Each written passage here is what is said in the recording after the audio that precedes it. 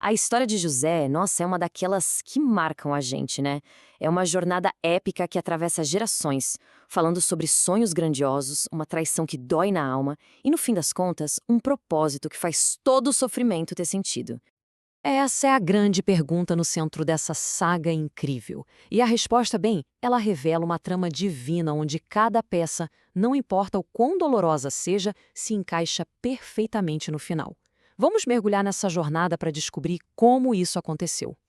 Tudo começa aqui, com um jovem chamado José.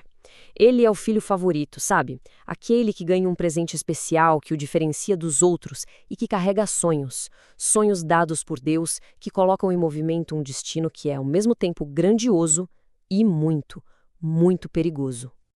Então, quem era José? Ele era o filho que Jacó teve na sua velhice com a esposa que ele mais amava, Raquel. O nome dele, Yosef, já era uma profecia. Ele acrescentará. E aquela famosa túnica colorida? Não era só um presente bonito, não. Era um símbolo claro do amor, da preferência e da autoridade que o pai via nele, o que, claro, não agradava nem um pouco aos irmãos. E aí, como se não bastasse a túnica, vem os sonhos. No primeiro, ele vê os feixes de trigo dos irmãos se curvando para o feixe dele. No segundo, a coisa fica ainda maior. O sol, a lua e 11 estrelas, representando toda a família, se curvando diante dele. Eram visões claras do seu destino, mas para os irmãos, foi a gota d'água. Sonhos que vêm de Deus muitas vezes acabam atraindo a raiva dos homens. E a oposição foi imediata. E foi visceral. Com uma frieza que choca, o título de sonhador virou um apelido de desprezo. E a inveja? Bom, a inveja rapidinho se transformou num plano de assassinato. E é aqui que a história toma um rumo sombrio. O ciúme dos irmãos transborda e vira uma ação violenta, calculada. Esse é o primeiro grande teste na jornada de José. A descida de José ao fundo do poço foi rápida e brutal. Primeiro a conspiração para matá-lo, depois a traição de fato. Eles arrancam a túnica, aquele símbolo do seu status, e o jogam num buraco para morrer. E por fim, a transação fria, vendendo o próprio irmão como se fosse uma mercadoria qualquer. 20 moedas de prata. Esse foi o preço da traição. O valor que eles colocaram na vida do irmão. É um detalhe que só reforça o quão cruel e impessoal foi o que eles fizeram. Para encobrir o crime, eles criam uma mentira perfeita. Pegam aquela túnica colorida, mancham com sangue de animal e levam para o pai. Para Jacó, era o fim. A história do filho amado tinha acabado ali. Mas, na verdade, Deus estava apenas começando a escrevê-la. A jornada de José o leva para o Egito, uma terra completamente estranha, onde agora ele é um escravo. É aqui, longe de casa e de tudo que ele conhecia, que o caráter dele seria testado de maneiras que ele jamais poderia ter imaginado. Na casa de Potifar, um oficial do faraó, José prospera, porque a Bíblia diz que o Senhor estava com ele. Mas aí vem a grande provação. A esposa de Potifar tenta seduzi-lo e a resposta de José é impressionante. Ele não diz, como eu faria isso com o meu Senhor? Ele diz, como eu picaria contra Deus. A lealdade principal dele era a uma autoridade muito superior. E essa escolha dele mostra uma coisa muito poderosa, né? Ele escolheu a honra que dura, em vez do prazer que passa rápido. A consequência imediata, uma acusação falsa e a prisão. Mas, a longo prazo, ele preservou o que era mais valioso, o caráter dele. A integridade para resistir a uma tentação no privado estava, na verdade, forjando-o para exercer autoridade em público com justiça. Mesmo na prisão, no ponto mais baixo, a fidelidade de José continua a brilhar. Ele interpreta os sonhos do copeiro e do padeiro do faraó. Mas quando o copeiro é solto e restaurado, ele simplesmente se esquece de José.